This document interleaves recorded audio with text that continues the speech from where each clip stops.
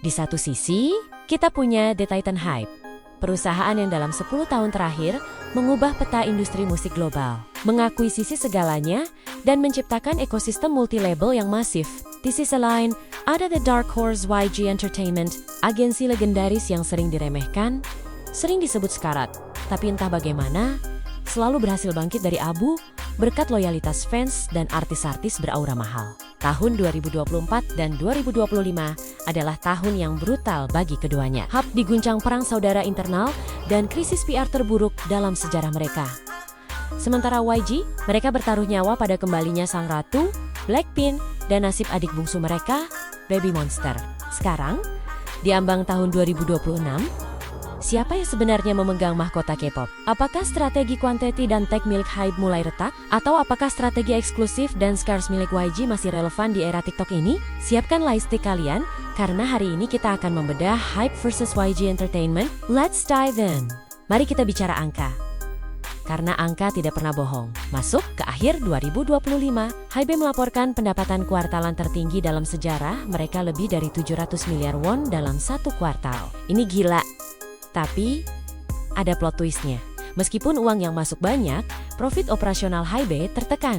Kenapa? Karena mereka membakar uang untuk ekspansi ke Amerika, investasi teknologi AI Supertone, dan mendebutkan banyak grup sekaligus, Elite, Katseye, TWS. Hybe bukan lagi sekadar agensi K-pop. Mereka mencoba menjadi tech company. Visi Bang Si-hyuk jelas. Dia ingin Hybe bertahan.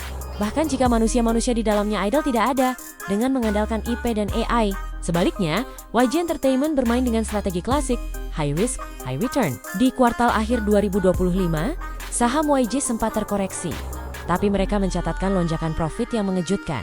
Kuncinya, efisiensi. YG tidak punya banyak artis. Mereka tidak merilis album setiap bulan, tapi sekali mereka bergerak seperti tur Dunia 21 atau aktivitas solo member, Blackpink, uangnya mengalir deras dengan margin keuntungan yang besar. Jadi, di ronde ini, Hybe menang di volume dan skala, tapi YG menang di efisiensi dan hype.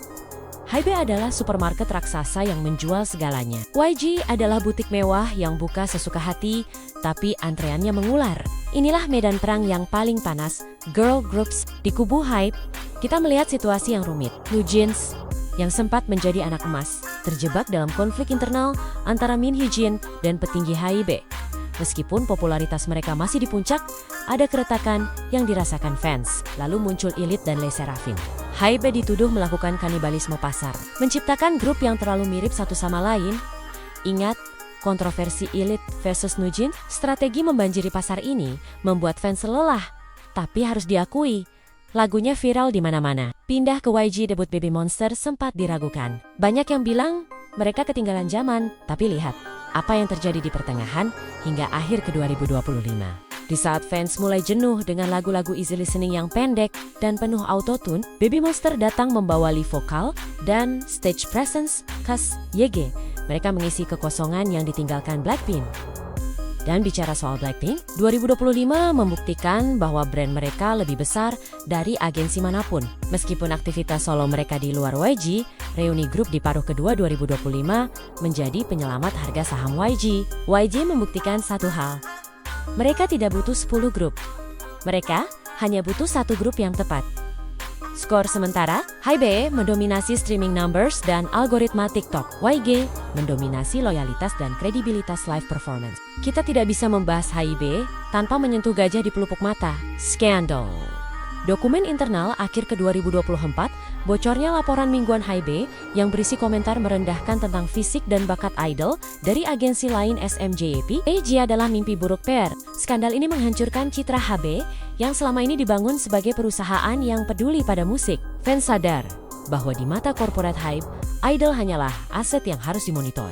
Ini memicu krisis kepercayaan yang jujur saja, masih terasa sampai ke 2026, arogansi menjadi kata yang sering ditempelkan pada Hybe. Lalu, apa skandal YG? Ironisnya, skandal terbesar YG belakangan ini hanyalah mereka lambat. Ya, ada isu kecil seperti Jennie Faping, tapi dibandingkan dengan corporate bullying yang dituduhkan ke Hybe, masalah YG terasa sepele. Fans YG marah karena kurang konten, bukan karena agensinya jahat pada idol lain. Di tahun 2025, narasi bergeser. Orang-orang mulai merindukan sentuhan manusia dalam musik. Pendekatan YG yang lebih organik, atau setidaknya terlihat demikian, mulai mendapat apresiasi lagi dibandingkan pendekatan Hybe yang terasa seperti pabrik massal. Apa yang menunggu di 2026? Ini akan menjadi tahun penentuan. Bagi Hybe, 2026 adalah tahun penebusan. BTS akan kembali full team. Ini bukan sekadar comeback, ini adalah peristiwa ekonomi global. HP berharap kembalinya BTS akan menutup semua lubang kerugian dan menghapus memori buruk tentang skandal internal mereka. Jika BTS sukses besar, dan mereka pasti sukses, posisi Hybe sebagai raja tak akan tergoyahkan. Bagi YG, 2026 adalah ujian regenerasi. Mereka tidak bisa selamanya bergantung pada tur reuni Blackpink atau 21. Baby Monster harus mencetak hits global yang setara dengan Dudu Dudu atau Hype Boy untuk membuktikan bahwa YG masih relevan di masa depan. Bukan hanya museum kenangan masa lalu. Kesimpulannya, HP adalah representasi dari industri K-pop modern, kapitalis, cepat, masif, dan berorientasi teknologi. Mereka menang di atas kertas. YG Entertainment adalah representasi dari soul K-pop lama, eksklusif, berkarakter, dan fokus pada aura bintang. Mereka menang di hati fans yang rindu kualitas. Siapa yang menang? Tergantung apa yang kalian cari. Jika kalian mencari konten tiada henti, Hybe adalah surganya. Jika kalian mencari performance yang membekas, Yoji masih rumahnya. Tulis di kolom komentar, kalian tim Hybe Innovation atau tim Yegeswag? Dan menurut kalian, siapa yang bakal menguasai 2026? Jangan lupa like, subscribe, dan nyalakan lonceng. Sampai jumpa di video analisis berikutnya.